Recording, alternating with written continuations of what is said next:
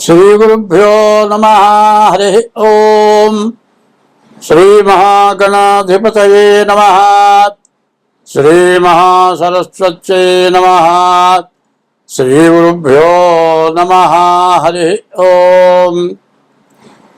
वंदे शंभुमापतिं सुरगुरुं वंदे जगत्कारणम् वंदे पन्नगभूषणं मृगधरं वंदे पशूनां पतिं वंदे सूर्यशशाङ्कवक्निनयनं वंदे मुकुन्दप्रियं वंदे भक्तजनाश्रयं च वरदं वंदे शिवं शङ्करम्।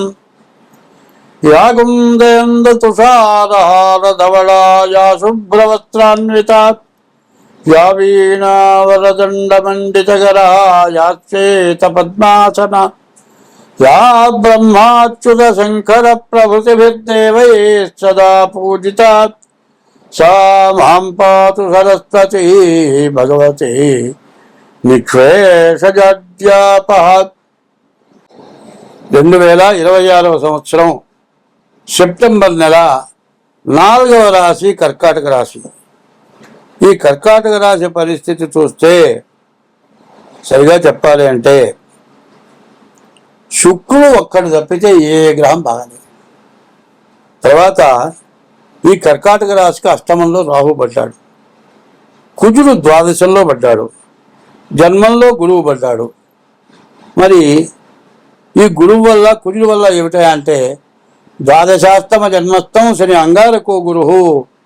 శని కానీ అంగారకుడు కానీ కుజుడు కానీ 3 గ్రహాలు శని అంగారక గురువు.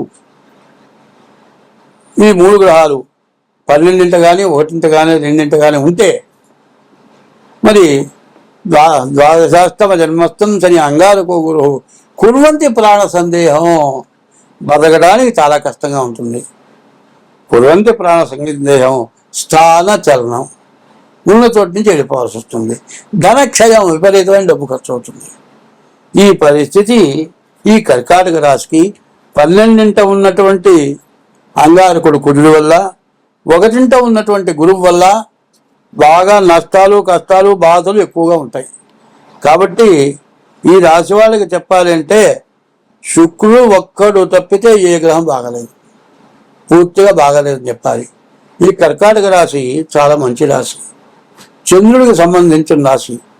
ఈ కర్కాటక రాశిలో పుట్టిన వాళ్ళే ఎంతో పుణ్యం చేసుకొని జన్మనిచ్చారు. అటువంటి వాళ్ళు ఎన్ని కష్టాలైనా పడి తప్పించుకోగలరు. పైన ఎవరి వల్ల ఎటువంటి అపకారం జరిగినా, ఎవరైనా ఒక దెబ్బ కొట్టినా కూడా వాళ్ళ కర్మ వాళ్ళు అనుభవిస్తారంటారు కానీ తిరిగి వాళ్ళ మీద చర్య తీసుకోరు. అందువల్ల వాళ్ళకి పాపం అంటూ అంటరు. తామరాకు మీద నీటి బొట్టు వేస్తే పొరపాటున కూడా తామరాకు మీద నీటి బొట్టు ఇంకదు, బంతిలాగా దుర్లిపోతుంది. అట్లాగే ఈ కర్కాటక రాశి వాళ్ళకి పాపం అంటారు. కాబట్టి ఎంతో పుణ్యాత్మలు. కానీ ఇది ఎందుకు వచ్చింది అని అడుగుతారు. తను జన్మనిచ్చిన పిల్లల వల్ల పాపం చేస్తే వస్తుంది, తనకు జన్మనిచ్చిన తల్లిదండ్రులు చేసిన పాపం కూడా వస్తుంది. ఎట్లా ఉంటుందంటే తండ్రి కర్కాటక రాశిలో పుట్టాడండి, కొడుకు చెడు రాశిలో పుట్టాడు. వాడు ఏం చేస్తాడు? ఇంట్లో డబ్బులని ఎత్తుకుపోతాడు, తండ్రిలో కడతాడు, కొట్టు కూడా తీసుకెళ్తాడు. అవసరమైతే కర్ర పెట్టి కొడతాడు, కత్తి పెట్టి కూడా పోస్తాడు. వీడంటాడు వాడికి ఇంకా జ్ఞానం రాలేదండి, ఇంకా కాస్త జ్ఞానం రావాలి. వాడు శత్రుపుత్రుడు అంటారు. పూర్వజన్మలో నీవు వాడి శత్రుత్వం కాబట్టి వాడు పుత్రుడు కాబట్టి శత్రుత్వం తెచ్చుకుంటున్నాడు. పరాయి వాడైతే ప్రతి చర్య తీసుకుంటాడు. ఈ కర్కాటక రాశి వాళ్ళకి తండ్రి చేసిన పాపం, కొడుకు చేసిన పాపం ఇవన్నీ కూడా ఇబ్బంది పెడతాయి. రాజపాపం పురోహిత, రాజు చేసిన పాపం పురోహితులు అనుభవించాలి, పురోహితులు చేసిన పాపం ప్రజలు అనుభవించాలి. మరి ఇవన్నీ కూడా పాపాలు పెరిగిపోతున్నాయి. ఎందుకంటే రాజు చేసిన పాపం పురోహితులు అనుభవిస్తున్నాడు. పురోహితుడు పాపం చేయకపోయినా పురోహితుడు అనుభవించాల్సి వస్తుంది. దానివల్ల పురోహితుడు బతకటానికి తినటానికి తిండి లేకుండా పోయింది, ఆవుకి తినటానికి లేకుండా పోయింది. ఎప్పుడైనా సరేనండి, ఒక్క బ్రాహ్మడికి అన్నం పెడితే 100 మందికి అన్నం పెట్టిన పుణ్యం వస్తుంది. అందుకే దేవాలయంలో పోతే రెట్టగా హస్తాలతో ఒంటరిగా వెళ్ళకూడదు. మనం వెళ్ళదగ్గరగా వెళుతున్నాము. వృద్ధుల దగ్గరికి వెళ్ళేటప్పుడు ఒట్టి చేతులతో వెళ్ళకూడదు. గర్భిణీ స్త్రీ దగ్గరికి వెళ్ళేటప్పుడు ఒట్టి చేతులతో వెళ్ళకూడదు. మరి దేవుడి దగ్గరికి వెళ్ళేటప్పుడు ఒట్టి చేతులతో వెళ్ళకూడదు. పత్రం పుష్పం ఫలం తోయమన్నారు. ఏదో ఒకటి తీసుకెళ్ళాలి. వాళ్ళు ఎప్పుడు కూడా మన కోసం ఎదురు చూడరు. మనల్ని ఆశీర్వచన చేయాలంటే చేతిలో పెట్టంగానే నువ్వు దండం పెట్టకపోయినా వాళ్ళు ఆశీర్వదిస్తారు. నువ్వు బాగుండాలని కోరుతారు. దేవుడికి పెట్టడానికి నువ్వేం గొప్పవాడి కాదు. నువ్వేం సంపాదించి దేవుడు పెట్టలా. దేవుడు సంపాదించి నీకు పెడితేనే ఆయన పెట్టింది నువ్వు దేవుడికి పెడుతున్నావు. కానీ నువ్వు మాత్రం దేవుడికి పెట్టలా. చాలామంది ఏం చేస్తారు, ఆయన పండుగ వచ్చిందండి, పండుగ వచ్చని ఏంటను నెపంపున బూరెలు గారెలు ఆవడాలు దండిగా వండి కుదురు దండుగ కాదు కదా పండుగ ఉని ఇన్ని తింటావా? నువ్వే తినవు. దేవుడు తింటాడు? అసలు దేవుడు పెడతాడు. నువ్వేవి ఇవన్నీ దేవుడు పెడితే తింటున్నావు. ఇన్ని దండగే. ఏం పెట్టాలి? నీ మనస్సులో ఉన్న ఆవేదన దేవుడు చెప్పుకోవాలి. నీకున్న బాధ దేవుడు చెప్పుకోవాలి. ఆవేదనే నివేదన. ఈ నివేదన చేయకుండా నీవు భగవంతుడిని ప్రార్థిస్తూ నీ కొడుకు చేసిన తప్పు, నీ తండ్రి చేసిన తప్పు, ఈ తప్పు వల్ల బాధపడుతున్నాను, వాళ్ళని సరిచేయి, నన్ను బాగు చేయి, నా వంశం వృద్ధి చేయి అని దండం పెట్టాలి. కాబట్టి ఈ రాశి వాళ్ళకి మరి ఈ 2 గ్రహాలు పూర్తిగా బాగా లేకపోవటం వల్ల రకరకాలైన సమస్యలు, ఇబ్బందులు రావడానికి సిద్ధంగా ఉన్నాయి. కాబట్టి జాగ్రత్త పడండి. డేట్ ఆఫ్ బర్త్ ద్వారా జాతకం చూపించుకోండి, లేకపోతే హస్తసాముద్రిక ద్వారా జాతకం చూపించుకోండి. మీకు అన్ని విధాలా బాగుంటుంది. స్వస్తి.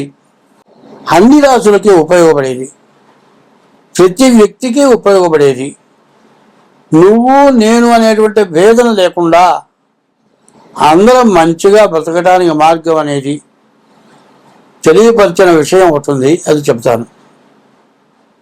తండ్రి కొడుకు ఉన్నారు.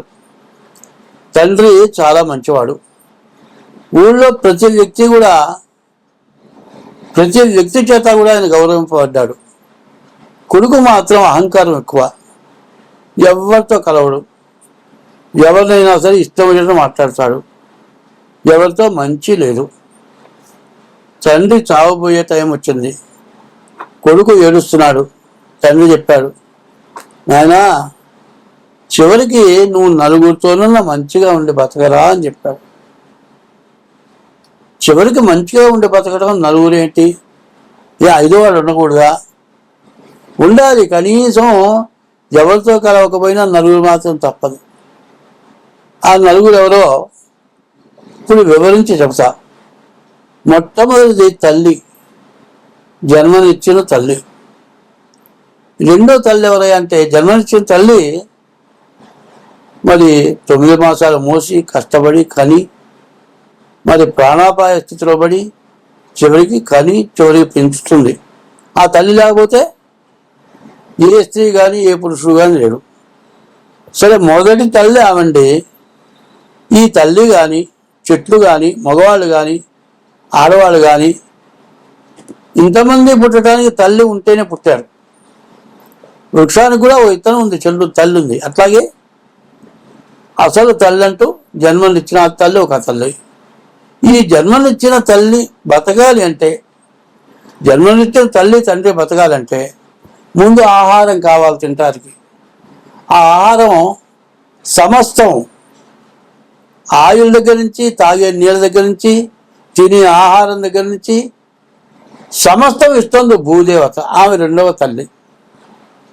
2 తల్లులు అయిపోయినారు. 3వ తల్లి ఎవరంటే గోవు, ఆవు, ఎద్దు. 3వ తల్లిదండ్రులు వాళ్ళు. 4వ తల్లిదండ్రులు ఎవరంటే ఆదిపరాశక్తి. ఈ ఇంతమందికి తల్లి. 3 ఉన్నారు. ఎవరు? జన్మనిచ్చిన తల్లి, పంటనిచ్చి తినటానికి ఆహారం ఇచ్చే తల్లి భూదేవత, 3వ తల్లి గోమాత, 4వ తల్లి ఆదిపరాశక్తి. ఈ గోమాత అంటే ఏమిటి? గుళ్ళో పూజ చేయాలి, అభిషేకం చేయాలి, ఆవు పాలు కావాలి. గుళ్ళో దీపారాధన చేయాలి, ఆవు నెయ్యి కావాలి. యజ్ఞం చేయాలి, ఆవు నెయ్యి కావాలి. ఈ ఆవు నెయ్యి లేకపోతే, ఆవు పాలు లేకపోతే, పంచామృతాలు లేకపోతే దేవుడికి అభిషేకం చేయడానికి, పూజించడానికి మనకు అవకాశం లేదు. ఇంట్లో దోమలో క్రిమికీటకాలు బాధిస్తూ ఉంటే ఆవు పేడతో తయారు చేసినటువంటి పిడక కొద్దిగా కర్పూరం వేసి ఆ పిడక వెలిగిస్తే ఆ ఆవు పేడ చేత వచ్చే పొగ వల్ల సూక్ష్మజీవులు మొత్తం నశించిపోతాయి. దోమలు ఉన్నాయి, ఎంత మంచి వాసన వచ్చినా కూడా పారిపోతాయి. ఎంత చెడు వాసన అంటే అంత తొందరగా పోతాయి. తేళ్లు పాములు కూడా పారిపోవాలంటే ఆవు యొక్క పేడతో వచ్చేటువంటి పొగ వల్ల. ఇది ఆవు. మొదటిది జన్మనిచ్చిన తల్లి, రెండోది పంట తినటానికి ఆహారం ఇచ్చిన తల్లి, మూడోది పసిపిల్లలకు కూడా పాలతో సహా పాలు పెరుగు నెయ్యి, పాలు పెరుగు నెయ్యి, మజ్జిగ, ఈ 4 ఇచ్చింది. ఇది 4. మొదటి వాళ్ళు ఎవరు? జన్మనిచ్చిన తల్లి, భూదేవత, ఆవు, ఎద్దు, తర్వాత ఆదిపరాశక్తి. 4 దేవతలు, 4 తల్లులు, పాలు పెరుగు నెయ్యి మజ్జిగ, 4. ఇవి 4. సరే, వేదాలు ఉన్నాయండి. ఋగ్వేదం, యజుర్వేదం, సామవేదం, అథర్వవేదం, అవి 4 వేదాలు. కులాలు ఉన్నాయండి. బ్రాహ్మణ, క్షత్రియ, వైశ్య, శూద్ర, 4 కులాలు ఉన్నాయి. ఈ 4 ఏమిటి? ఈ 4 రకాలు లేకపోతే ఎవరైనా బతకగలమా? ఇందులో కొంతమంది అంటారు నీ లేకపోతే ఎవరు లేరంటారు.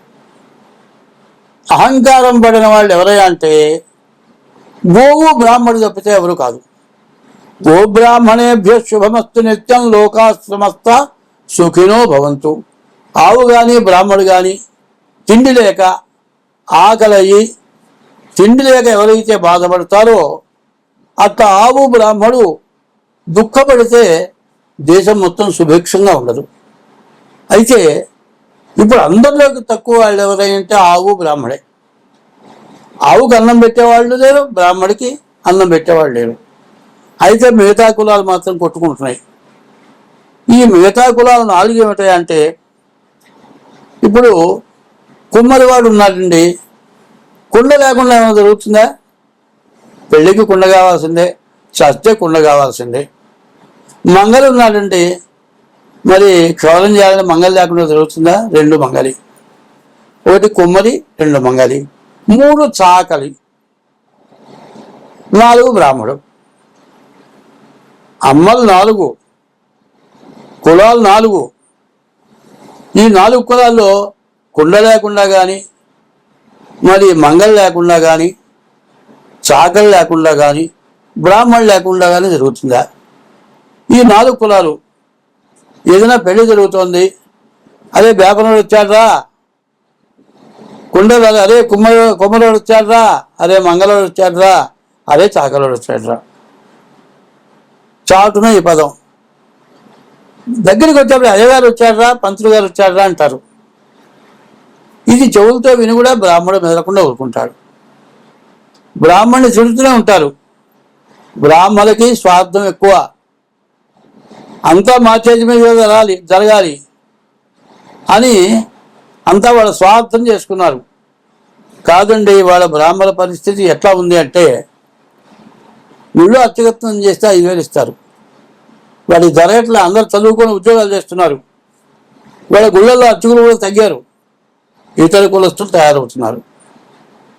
అయితే ఏ కులం చేసే పని ఆ కులం చేయాల్సిందే. ఏ కులంలో ఉండే అనుభవం ఆ కులంలోనే ఉంది. అయితే ఈ కులాలు మొత్తం ఏకమైపోయి, ఈ కులాన్ని ఆ కులం విమర్శించి, ఆ కులాన్ని ఈ కులం విమర్శించి, అన్ని కులాలు కలిసిపోయినని చెప్పి ఈ కులస్తులు ఆ కులస్తులు, ఆ కులస్తుని ఈ కులస్తులు చేసుకొని ఏ కులానికి కూడా తగినటువంటి ప్రతిపత్తి లేకుండా పోయి చాలా గొప్ప ఘనకార్యం చేస్తున్నాం అనుకుంటున్నారు. కానీ ఇది మాత్రం ఘనకార్యం కాదు, ఇది గొప్ప అంతకంటే కాదు. దీనివల్ల మనకే నష్టం వస్తుంది. వ్యవసాయదారులు పండించకపోతే మిగతా కులాలకి తిండి ఉందా? లేదు.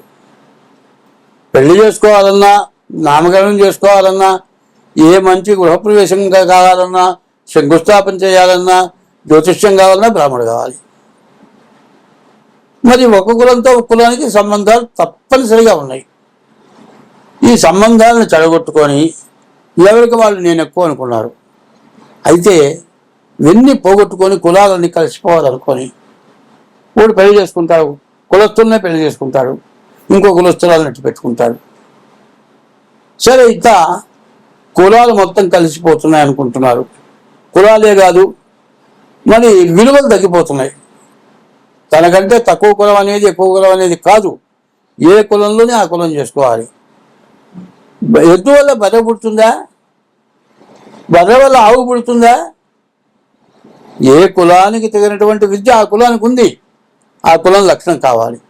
ఇది పోగొట్టుకోవటమే కాకుండా దీనివల్ల వచ్చే నష్టం ఏమిటి అంటే, ఇవాళ షుగరు 1, 2 బీపీ, 3 థైరాయిడ్, 4 ఫ్యాంకియా, 4 రోగాలు వస్తున్నాయి. ఈ 4 రోగాలు వచ్చినాయి అంటే మాత్రం జీవితంలో పోయేవి కావు. పోయే రోగం ఒకటి ఉందండి, హార్ట్ అటాక్. హార్ట్ అటాక్ వస్తే పోతారు, ఒకసారి పోతారు, బాధ లేదు. కాదు, ఒకసారి అయితే 3 సార్లు వచ్చి పోతారు. రోగంతో మూలబడి కృషించి చచ్చేదానికంటే పుణ్యం చేసుకున్నవాడు ఆ విధంగా పోతాడు. పాపం చేసుకున్నవాడు షుగర్ వల్లను, బీపీ వల్లను, థైరాయిడ్ వల్లను, శాంకియా వల్లను ఎన్నాళ్ళు మందులు వాడుతూనే ఉండాలి. పూర్తిగా రోగం పోతుందా? పోదు. ఇవన్నీ ఎందుకు వస్తున్నాయి? చెయ్యరాని పనులు చేస్తేనే వస్తున్నాయి. పూర్వం మన హిందూ మతంలో ఒక్కటే పెట్టారు, ఏ కులానికి ఆ కులం పెట్టారు, ఏ వేదానికి ఆ వేదం పెట్టారు. ఒక భాగంలో ఋగ్వేదం, ఒక ఏరియాలో, ఒక ఏరియాలో కృష్ణ యజుర్వేదం, ఒక ఏరియాలో సామవేదం, ఒక ఏరియాలో అథర్వణ వేదం. ఎక్కడ వేదం అక్కడే. ఆ వేదాన్ని ఈ వేదం, ఈ వేదాన్ని ఆ వేదం ఎప్పుడు విమర్శించుకుంటూ ఉంటే ఆదిశంకరుల వారు వచ్చారు. ఆయన 4 పీఠాలు స్థాపించాడు. కులాలు 4 అయిపోయా, వేదాలు 4 అయిపోయా, వృత్తులు 4 అయిపోయా, రోగాలు 4 అయినాయి. ఇవన్నీ రావడానికి కారణం ఏంటి? మనకు ఒక కులం మీద ఒక కులానికి విలువ లేకపోవటం, ఒక వేదం మీద ఒక వేదానికి విలువ లేకపోవటం, ఒక వృత్తి మీద ఇంకో వృత్తికి విలువ లేకపోవటం. ఎవడైనా సరే ఎప్పుడు కూడా ఏం చెప్తున్నారు? అన్నదాత సుఖీ భవ అని అంటారు. సరే, అన్నదాత సుఖీ భవ అంటే అన్నం పెట్టినవాడు సుఖిస్తాడు. ద్రవ్యదాత జనార్దన, డబ్బులు ఇచ్చినాడు జనార్దన అన్నాడు. అన్నదాత ఎవరై అంటే రైతే అన్నదాత. నీ దగ్గర డబ్బులుంటే బియ్యం కొనుక్కొస్తా. బియ్యం పండించిన వాడు ఎవడు? మనకు తినే ధాన్యాలు పండించింది ఎవరు? కూరగాయలు పండించింది ఎవరు? రైతు. అట్లాగే అన్ని కులాలు బాగుండాలి, అందరం బాగుండాలి, ఎవరినెవరు హీనంగా చూడకూడదు. ఇట్లాంటి దుస్వభావాలు, నీచ స్వభావాలు వచ్చేసేసి మరి కులం లేదు, మతం లేదు. పూర్వం నుంచి మన హిందూ మతం ఏంటంటే మరి సన్యాసి, తర్వాత మానవుడు భార్యాభర్తలు, వాళ్ళు ఏమంటున్నారు? దంపతులు. ఈ దంపతులు ఎటువంటి వాళ్ళు? గృహస్థాశ్రమ ధర్మం. అది సన్యాసాశ్రమ ధర్మం, ఇది గృహస్థాశ్రమ ధర్మం. గృహస్థ ఏం చేయాలి? భార్య పిల్లలతో పిల్లల్ని కని, తల్లిదండ్రులను పోషించి, పిల్లల్ని పోషించి, పిల్లలకు విద్యా బుద్ధులు చెప్పి, సన్యాసి లాంటి వాళ్ళకి ఇబ్బంది లేకుండా తన శక్తి బుద్ధి వాళ్ళకి ఏదైనా సహాయం చేసి, గడపలో కూర్చున్న వాడికి అంత అన్నం పెట్టి, అందరూ ఏ కులస్తులైనా సరే గృహస్థాశ్రమ ధర్మం అనేది అన్ని కులాలకే ఒకటే ధర్మం. ఇది 5వ ధర్మం. 4 కులాలకి 4 ధర్మాలు. 5వ ధర్మం ఏంది? గృహస్థాశ్రమ ధర్మం.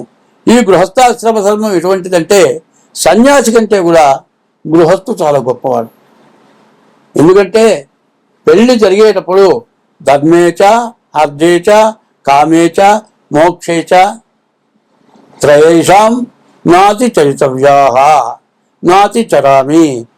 పిల్లనిచ్చే తండ్రి అడుగుతున్నాడు, ధర్మేచ నువ్వు ఎవరికైనా ధర్మం చేసినా, అర్ధేచ డబ్బులు సంపాదించినా, కామేచ నీ కోరిక ఉన్నా, మోక్షేచ 4వది మోక్షం కావాలని కోరుకున్నా, ఏదైనా సరే నా పిల్లని నీకు ఇచ్చి పెళ్లి చేస్తున్నాను, నా పిల్లతో చెప్పి చేస్తాను అని ప్రమాణం చేయించాడు. ఇప్పుడు పరిస్థితి ఏంది? మగవాడికి ఇచ్చిన జన్మనిచ్చిన తల్లిదండ్రులు, ఆడపిల్లకి ఇచ్చిన జన్మనిచ్చిన తల్లిదండ్రులు, వాళ్ళని వీళ్ళని కూడా మొగుడు అత్తగారిని మామగారిని చూడాలి, తల్లిదండ్రుల్ని చూడాలి.